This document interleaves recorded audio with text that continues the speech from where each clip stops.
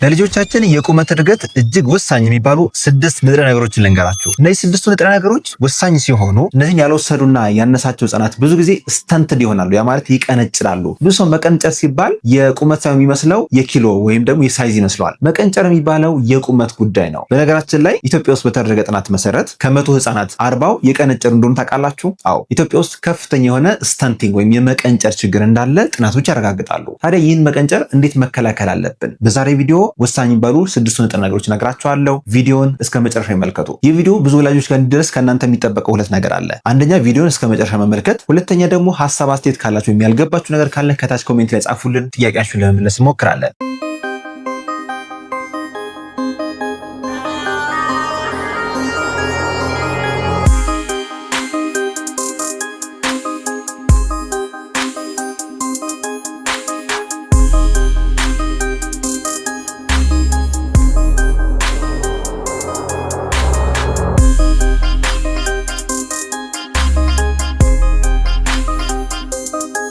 ህጻናት አካላዊ አእምሮ እድገታቸው የሚመሰረተው በዋነኝነት በሶስት ነገር ነው። ይህን ከዚህ ውስጥ ነግሬያችኋለሁ። አንደኛው ምግብ ነው፣ ሁለተኛው የወላጅ እንክብካቤ ነው፣ ሶስተኛው ደግሞ በቂ እንቅልፍ ነው። ከነዚህ ውስጥ ዛሬ የምናወራው ስለ ምግቦች ነው። ከምግቦች ደግሞ ስፔሲፊካሊ ስለ ቁመት የሚያስፈልጉን ምግቦችን እናወራለን። የህጻናት ቁመት በብዙ ነገሮች ላይ የተመሰረተ ነው። አንደኛ ምግብ ላይ ነው የሚመሰረተው፣ ሁለተኛ ደግሞ ሰብስትሬት ያስፈልጋል፣ ሆርሞኖች ያስፈልጉታል። ሆርሞኖችም ምግብም ኦክሲጅንም በትክክል ያገኘ ልጅ ቁመቱ እየተስተካከለ ይሆናል። የህጻናት የቁመት እድገት በአግባቡ ካላደገ መቀንጨር ይባላል። ስለዚህ ይህን መቀንጨር የምከላከልበት 6 የምግብ ንጥረ ነገሮች እነግራችኋለሁ። ምናልባት ከዛ በፊት ግን ለዚህ ዩቲዩብ ቻናል አዲስ ከሆናችሁ ይህ ብሩኪድስ የሚባል የዩቲዩብ ቻናላችን ነው። ዘውትር ሰኞ፣ ሮብን፣ አርብ አዳዲስ መረጃዎችን ለእናንተ ለወላጆች የምናቀርብበት ነውና ቤተሰብ እንድትሆኑ ተጋብዛችኋል። ለህፃናት የቁመት ማደግ አንደኛውና ወሳኝ የምግብ ንጥረ ነገር ፕሮቲን ይባላል። ፕሮቲን ከየት ይገኛል? እንቁላል፣ ስጋ፣ ወተት፣ የፍስክ ምግቦች የምንላቸው በአጠቃላይ። ከዛ በተጨማሪ ደግሞ ከአተር ዝርያዎች አተር፣ ቦሎቄ እንዲሁም ደግሞ ዱቤ እነዚህ የመሳሰሉት ሌጊዩምስ የምንላቸው የፕሮቲን ዝርያዎች ናቸው።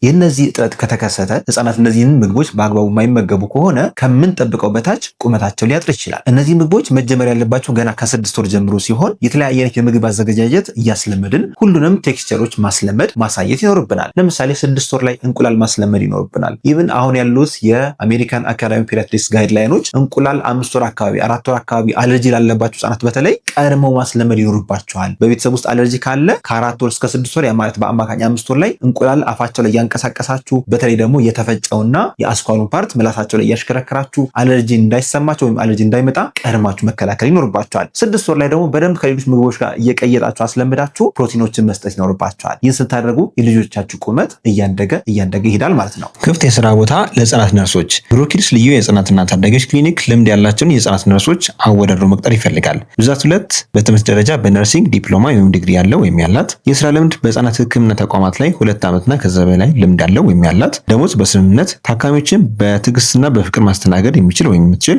የማታ ስራ ወይም ዲዩቲ ማደር የሚችል፣ የስራ አድራሻ አዲስ አበባ ጦር ኃይሎች። አመልካቾች ሲቪ እና ፎቶቸውን ከታች ባስቀመጥነው የቴሌግራም ሊንክ ወይም @ብሩኪድስ ክሊኒክ ላይ ወይም 0963 55 55 52 ላይ መላክ ይችላሉ። ሁለተኛው ንጥረ ነገርና በከፍተኛ መጠን ከስተንቲንግ ወይም ከመቀንጨር ጋር የሚገናኘው ንጥረ ነገር ዚንክ ይባላል። ዚንክ በጣም ወሳኝ ነው ለአካላዊ እድገት። እያንዳንዱ ሆርሞናችን ዚንክ ላይ የተመሰረተ ነው። እያንዳንዱ ሆርሞኖችና ኤንዛይሞች ዚንክን እንደ ኮኤንዛይም ወይም ደግሞ እንደ ማጣመሪያ አድርገው ይጠቀሙበታል። ዚንክ የሚባለው ነገር ከምን ይገኛል?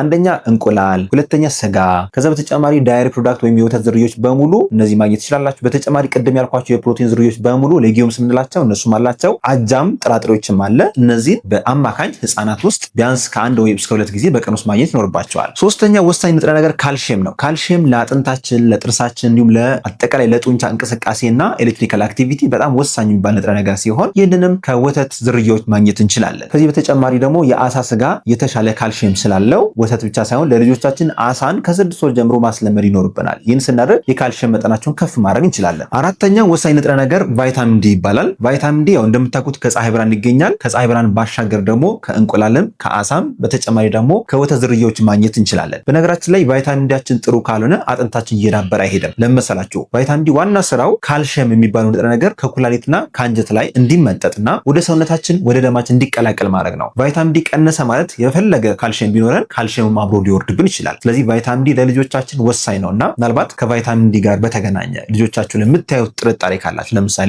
የእግር መዞር ሊሆን ይችላል፣ ብራኬት መሆን ሊሆን ይችላል፣ አለመራመድ ሊሆን ይችላል፣ ወይም የጡንቻ ጥንካሬ ማጣት ሊሆን ይችላል። እነዚህ ነገሮች ካስተዋላችሁ ምርመራ ይፈልጋል። በተለይ የቫይታሚን ዲ፣ ካልሲየም እና የታይሮይድ ሆርሞኖች ቼክ መደረግ አለባቸው። ከዚህ ጋር በተገናኘ ምርመራና ሕክምናም ከፈለጋችሁ ከታች ባሉ ስልኮች ደውላችሁ በአካል ብሩህ ኪድስ ክሊኒክ ላይ መታችሁ ማስመርመር ትችላላችሁ። አምስተኛው የምነግራችሁ ንጥረ ነገር ደግሞ ወሳኝ የሚባለው አይረን ነው። አይረን ዋናው ጥቅሙ ሰውነታችን በቂ ኦክሲጅን እንዲያገኝ መርዳት ነው። አይረን ማለት የቀይ ደም ሴሎቻችን በትክክል ስራቸውን እንዲሰሩና ኦክሲጅን ተሸክመው ወደ ጭንቅላትም ወደ ሌሎች አካላት እንዲሄዱ ማድረግ ነው። ሰውነታችን ደግሞ ምግብ ለብቻ ሳይሆን ኦክሲጅን ያስፈልገዋል፣ ሆርሞንም አብሮ ይፈልጋል። እነዚህን ሆርሞኖችና ኦክሲጅን ካላገኘ እድገቱ የቀነጨረ ይሆናል። የአይረን እጥረት ያለባቸው ህጻናት አብዛኞቹ የቀነጨሩ ናቸው፣ ወይም የቁመት መጠናቸው በጣም ዝቅተኛ ሊሆን ይችላል።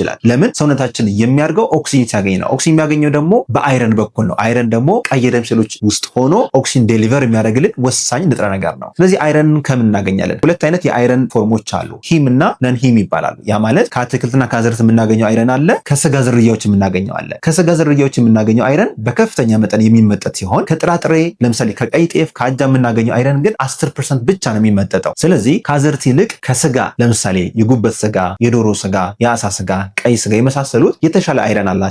በተጨማሪም አይረኑን በቀላሉ ወደ ሰውነታችን አብዞርብ ለማድረግ ወይም ለመምጠጥ በጣም ቀላል ይሆናል። ስለዚህ ወላጆች ለእናንተ መመክራችሁ አይረንን ካሰባችሁ ስጋ ነክ ነገር ነው መስጠት ያለባችሁ። አዎ ቀይ ጤፍ አይረን አለው፣ ግን በደንብ አይመጠጥም። ባዮ አቬይላቢሊቲ ወይም ደግሞ የአብዞርፕሽን ሬቱ ዝቅተኛ ስለሆነ ከቀይ ጤፍ ይልቅ ስጋን ለህፃናት ማስለመድ ይኖርባቸዋል። ስጋን ለማስለመድ ገና ከ6 ወር ጀምሮ እየፈጫችሁ፣ መፍጨት ሲባል ልክ እንደ ጁስ ድቅቅ አድርጎ የሚፈጭ መፍጫን እየተጠቀማችሁ ከሌላ ምግብ ጋር እየቀየጣችሁ የልጆቻችሁን የአይረን መጠን ከፍ ማድረግ ይኖርባቸዋል። የመጨረሻው የምነግራችሁ 6ኛው ንጥረ ነገር ደግሞ አዮዲን ይባላል። አዮዲን የሚባለው ንጥረ ነገር የታይሮይድ ሆርሞን በትክክል እንዲመረት እንዲሰራ በጣም ይረዳል። ስለዚህ ለልጆቻችሁ አዮዲን ያላችሁ ምግቦች ከጨውም ይገኛል፣ ከአሳ ስጋም ይገኛል፣ ከእንቁላልም ይገኛል፣ ከሌሎች የወተት ዝርያዎችም ይገኛል። እነዚህ ንጥረ ነገሮች ያገኘ ህፃን የታይሮይድ ሆርሞኑ ከፍ ስለሚል የተሻለ የቁመት ደረጃ ይኖረዋል ማለት ነው። መቀንጨርን መከላከል ይቻላል ማለት ነው። እነዚህ 6 ንጥረ ነገሮች ለልጆቻችሁ ከሰጣችሁ ስለ መቀንጨር ማሰብ የለባችሁ ማለት ነው። ለዛሬ ያለኝ መረጃ ይህን ይመስላል። ሀሳብ አስተያየት ካላችሁ ያልገባችሁ ነገር ካለ ከታች ኮሜንት ላይ ጻፉልን። ዶክተር ፋሲል ነኝ፣ የህፃናት ስፔሻሊስት ሐኪም ከብሩህ ኪድስ ልዩ ህፃናትና ታዳጊዎች ክሊኒክ። መልካም ጊዜ። ዛሬ የምነግራችሁ እነዚህ 6 ንጥረ ነገሮች በጣም ወሳኝ ሲሆኑ በተለይ ደግሞ 5ኛውና 6ኛው ብዙዎቻችሁ አጠቃቀሙን አታውቁትምና ብዙ ጊዜም ስለማትሰጧቸው ለልጆቻችሁ ስለምትፈሩት እነዛ ምግቦች የትኞቹ ናቸው የሚለውን በዝርዝር እነግራችኋለሁ። ቪዲዮን እስከ መጨረሻ ይመልከቱ።